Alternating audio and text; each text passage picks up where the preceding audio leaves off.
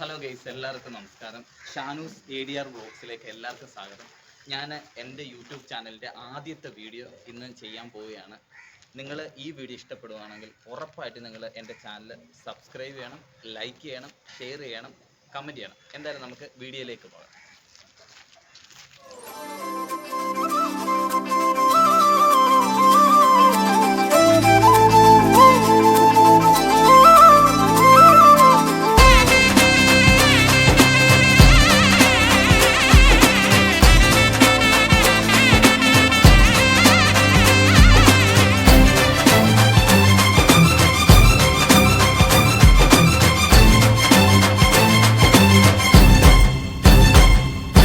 ഹരനേ ഹരനേ വിനയുടെ ഹരനേ ഹരനുടെ മകനേ കരിവര മുഖനേ ശരവണ ഭവന മുരുകനു സഹനേ ഹരനേ ഹരനേ പമ്പ.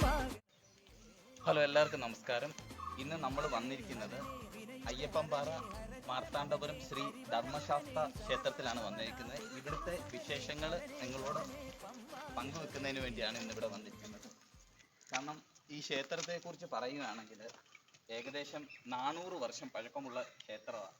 ശ്രീ മാർത്താണ്ഡവർമ്മ മഹാരാജാവ് എട്ടുവെട്ടിപ്പിള്ളമാരോടും അതേപോലെ ശ്രീ പത്മനാഭൻ തമ്പിയോടും കലഹിച്ച് അവരോട് യുദ്ധം ചെയ്യുന്നതിൻ്റെ ഭാഗമായിട്ട് ഒളിവ് ജീവിതം നയിക്കാൻ വേണ്ടി ഇവിടെ അടുത്തുള്ള നെല്ലുമുട്ടിപ്പടി എന്ന് പറഞ്ഞൊരു വീട്ടിൽ വന്ന് ഒളിവ് ജീവിതം നയിക്കുകയും ആ കാലഘട്ടങ്ങളിൽ നമ്മുടെ ഈ അമ്പലത്തിൽ വന്നിട്ടാണ് നിവേദ്യം കഴിച്ച് ജീവിച്ച് പോകുന്നൊരു ചരിത്രം കൂടിയുണ്ട്.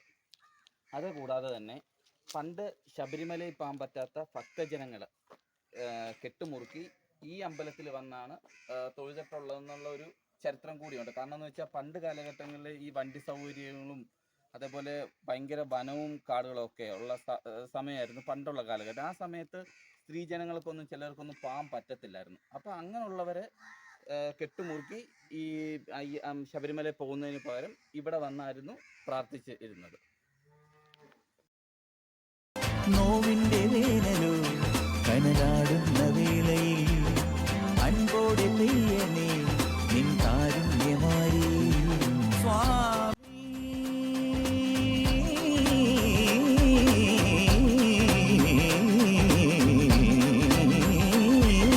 മനസ്സിൻ നിവേദ്യമോ കളിരിലയിൽ.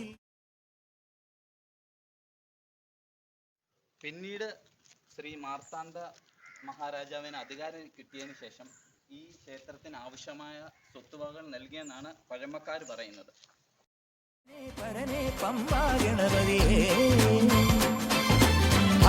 ഹരനേ വിനയുടെ ഹരനേ ഹരനുടെ മകനേ കരിവര മുഖനേ. അതുപോലെ വൃശ്ചിക മാസത്തില് 42 ദിവസത്തെ ചിറപ്പ് മഹോത്സവമാണ് ഇവിടെ നടത്തുന്നത്. അതുകൂടാതെ കന്യമാസത്തില് ആയില്യ പൂജ ഇവിടെ നടത്തുന്നുണ്ട്. ഇവിടെയും നമ്മുടെ ഈ ക്ഷേത്രത്തിൻ്റെ ഭാഗമായിട്ടൊരു കാവുണ്ട്. ഇവിടുന്ന് 200 മീറ്റർ മാറി അവിടെ വെച്ചാണ് ആയില്യ പൂജ നടത്തുന്നത്. ഇതാണ് ഇവിടുത്തെ പ്രധാന ചടങ്ങുകൾ. ഇവിടുത്തെ പ്രധാന വഴിപാടുകൾ എന്ന് പറഞ്ഞാൽ നീരാഞ്ജനം, കടും പായസം, പാൽ പായസം, പിന്നെ നിത്യപൂജ. അതുകൂടാതെ മലയാള മാസത്തിലെ അവസാനത്തെ ശനിയാഴ്ച ഇവിടെ ശനീശ്വര പൂജ നടത്തുന്നുണ്ട്. ഇതൊക്കെയാണ് ഇവിടുത്തെ പ്രധാന വഴിപാടുകൾ. വാത്സല്യമഞ്ഞിലോ പൂവാകുന്ന മുള്ളുകൾ സ്വാമി.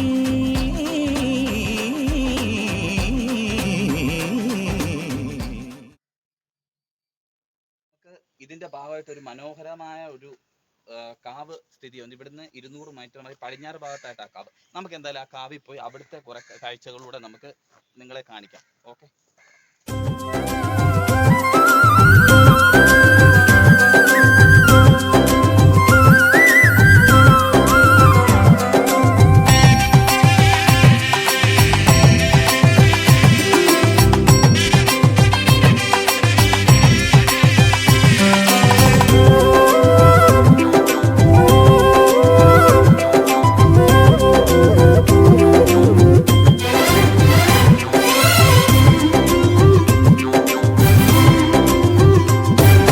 പൊന്നാഭരണം തിരുവാഭരണം അയ്യന് മെയ്യിലെ ആഭരണം നിന്നയണിയാൻ തമ്പുരാനോ കൊണ്ടുവരുന്നോരാഭരണം. സ്വാമിമാരെ മാമുനിമാരെ കൈവണങ്ങ് മാമലമേലെ പൊന്നാഭരണം തിരുവാഭരണം അയ്യനുമെയ്യിലെയാഭരണം നിന്നയണിയാൻ തമ്പുരാനു കൊണ്ടുവരുന്നൊരാഭരണം. അപ്പോൾ നമ്മൾ ഇപ്പോൾ നിൽക്കുന്നത് അയ്യപ്പൻപാറ ക്ഷേത്രത്തിന്റെ ഭാഗമായിട്ടുള്ള കാവിലാണ്. സത്യം പറഞ്ഞാൽ ഈ കാവിൽ വരുമ്പോൾ ഒരു പ്രത്യേക വൈബാണ് നമുക്ക് തോന്നുന്നത്. കാരണം വെച്ചാൽ ഇവിടെയൊക്കെ കാണാൻ ഒരു പ്രത്യേക ഭംഗിയാണ്. കാരണം വെച്ചാൽ കുറേ പാറക്കൂട്ടങ്ങളും അങ്ങനെയുള്ള ഒരു പ്രത്യേക വൈബാണ്. പണ്ട് കാലങ്ങളിൽ ഈ സ്ഥലങ്ങളിൽ വിഗ്രഹം ഉണ്ടെന്നും അതേപോലെ ഇവിടെ ഒരു ആൽത്തറ ഉണ്ടെന്നൊക്കെയാണ് പറഞ്ഞത്. പക്ഷെ നമുക്കിപ്പോൾ അങ്ങോട്ട് പോകാൻ സാധിക്കത്തില്ല. കാരണം എന്ന് വെച്ചാൽ ഭയങ്കര കാടാണ്. അതിൻ്റെ ഉള്ളിൽ ധാരാളം ജീവികളൊക്കെ കാണാം. അതുകൊണ്ട് എനിക്ക് അത്ര ഒരു ധൈര്യമില്ല അങ്ങോട്ട് പോകാൻ. അതുകൊണ്ട് അങ്ങോട്ട് പോയി നോക്കുന്നില്ല. നിങ്ങൾക്ക് ക്യാമറയിൽ കൂടെ ഞാനത് കാണിച്ചു തരാം. ഒരു പ്രത്യേക വൈബുള്ളൊരു സ്ഥലമാണ്. കാരണം വെച്ചാൽ ഈ കാവിനെ കുറിച്ച് പണ്ടുള്ളവർ പറയുന്നത് ഇവിടെ ആണെങ്കിൽ അയ്യപ്പൻ പുലിപ്പാലിന് വേണ്ടി ഈ പാറപ്പുറത്ത് വന്നെന്നാണ് പറയപ്പെടുന്നത്. കാരണം വെച്ചാൽ ഇവിടെ ഈ കാവില് സർപ്പക്കാവല്ല ഇത്. ആക്ച്വലി ഇത് വന്നിട്ട് ഇവിടെ വന്നിട്ട് കൂടുതലും ഈ കാവിൽ മയിലുകളാണ് ഉള്ളത്. അതുകൊണ്ട് ഇവിടെ സുബ്രഹ്മണ്യ സാന്നിധ്യം ഉണ്ടെന്നാ പഴമക്കാർ പറയുന്നത്. പണ്ട് ഇവിടെ പുലികളൊക്കെ ഉണ്ടെന്നാ പറയപ്പെടുന്നത് പണ്ട് കാലങ്ങളിൽ. ഇപ്പൊ ഇവിടെ പുലി ഉണ്ടോന്നൊന്നും എനിക്കറിയത്തില്ല. പണ്ട് കാലങ്ങളിൽ ഇവിടെ പുലി ഉണ്ടെന്നും കൂടുതൽ പണ്ട് കാലങ്ങളിൽ മയിലൊക്കെ ധാരാളം ഇവിടെ ഉണ്ടായിരുന്നു. പിന്നെ ഇവിടെ സുബ്രഹ്മണ്യ സാന്നിധ്യം ഉള്ളത് കൊണ്ട് ധാരാളം ഉണ്ടായിരുന്നു. അതേപോലെ ഇവിടെ ഉത്സവ സമയത്ത് ഇവിടെ വന്നാണ് കാവടിയാട്ടവും അഭിഷേകം നടത്തിയിട്ട് ആ ക്ഷേത്രത്തിലോട്ട് പോകുന്നത്. പിന്നെ നിങ്ങൾ അങ്ങോട്ട് നോക്കിയാൽ കാണാം ഈ പാറയും ഒരു ആൽത്തറയും. നിങ്ങൾക്ക് ഇവിടെ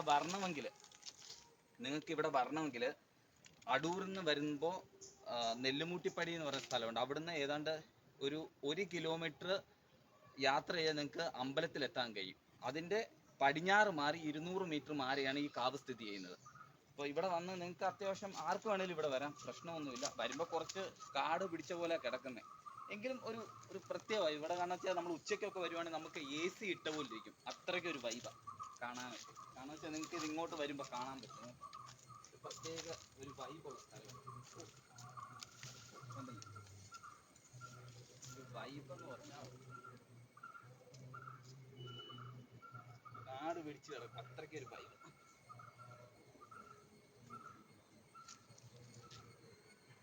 ഇപ്പൊ നിങ്ങൾ ആർക്കെങ്കിലും ഇവിടെ വരാൻ താല്പര്യം ഉണ്ടെങ്കിൽ ആർക്കും ധൈര്യത്തോട് വരാം. ഒരു പ്രശ്നമില്ല. ഇവിടെ ഈ ഇടയ്ക്ക് ഇവിടെ ഒരു സെൻസേഷണലായിട്ടൊരു ഇഷ്യൂസ് ഉണ്ടായിരുന്നു. കാരണം വെച്ചാൽ ഇവിടെ പുലി ഇറങ്ങിയാണ്. ഇപ്പോൾ ഒരാഴ്ച മുന്നുള്ള പത്രത്തിലൊക്കെ ഇതിൻ്റെ ഒരു ക്ലിപ്പിങ്സ് വന്നിട്ടുണ്ടായിരുന്നു. ഇവിടെ പുലി വന്നത്. പക്ഷെ ഇവിടെ പുലി വന്നതായിട്ടൊന്നും എനിക്കറിയത്തില്ല.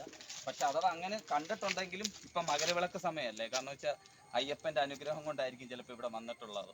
കാരണം വെച്ചാൽ അത് കഴിഞ്ഞ് ഇവിടെ പുലി അഥവാ വന്നിട്ടുണ്ടെങ്കിലും ഇല്ലെങ്കിലും പുലി വന്നിട്ടുണ്ടെങ്കിൽ അത് തിരിച്ചു പോയിട്ടും ഉണ്ടാവും ഉറപ്പായിട്ടും.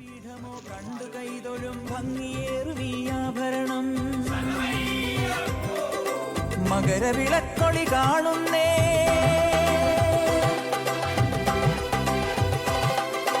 മണികണ്ഠ ദർശനമാകുന്നേ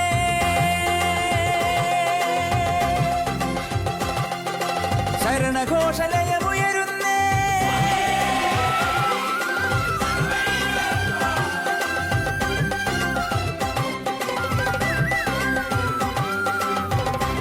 പൊന്നിൻ ചേലിലയ്യൻ ഈ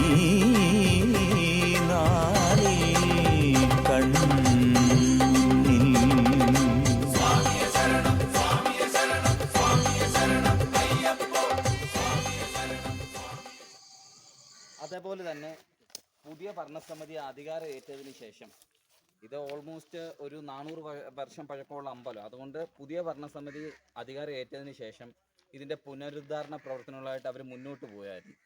അതിൻ്റെ ഭാഗമായിട്ട് ഇവർ തിടപ്പള്ളി നമസ്കാര മണ്ഡപം, അതുപോലെ ക്ഷേത്രത്തിനകത്ത് കൃഷ്ണശീല പകൽ, അതൊക്കെ ഓൾമോസ്റ്റ് അവർ ഫിനിഷ് ചെയ്തു.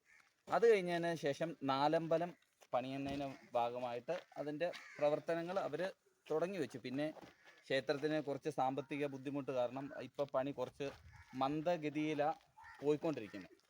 ഇപ്പം ഭക്തജനങ്ങൾക്ക് നമ്മുടെ ഭഗവാന്റെ കാര്യമായതുകൊണ്ട് എന്തെങ്കിലും അമ്പലത്തിന് കൊടുത്ത് സഹായിക്കാൻ പറ്റുമെന്നുണ്ടെങ്കിൽ അതൊരു ദൈവസന്നിധിയിൽ എത്തിച്ചേരുന്നതാണ് നിങ്ങൾ കൊടുക്കുന്ന ഓരോ പൈസയും. അപ്പം താല്പര്യമുള്ളവർ ഞാൻ എൻ്റെ ഡിസ്ക്രിപ്ഷൻ ബോക്സിൽ അതിൻ്റെ അക്കൗണ്ട് നമ്പറും ഡീറ്റെയിൽസും കൊടുക്കാം. നിങ്ങളെ കൊണ്ട് പറ്റുന്ന രീതിയിൽ ഇതിൻ്റെ ബാക്കിയുള്ള പുനരുദ്ധാരണ പ്രവർത്തനങ്ങൾക്ക് സഹായിക്കാൻ പറ്റുന്നവർ സഹായിക്കുക. എന്തായാലും ഞാൻ അതിൻ്റെ അക്കൗണ്ട് നമ്പറും ഡീറ്റെയിൽസും ഡിസ്ക്രിപ്ഷൻ ബോക്സിൽ കാണിക്കാം. അപ്പോൾ എല്ലാവർക്കും ഈ വീഡിയോ ഇഷ്ടപ്പെട്ടെന്ന് വിചാരിക്കുന്നു.